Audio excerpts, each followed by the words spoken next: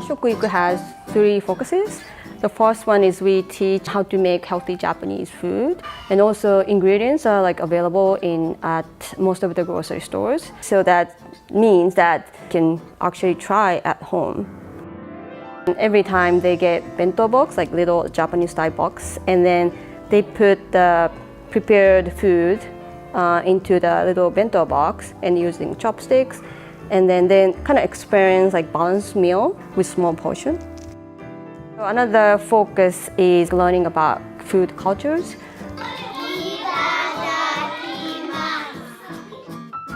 And lastly, they learn about food related issues and what action they can make.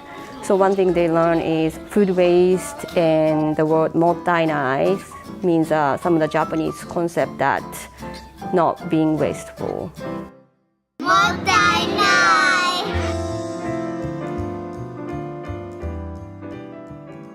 I love Wa-Shokuiku.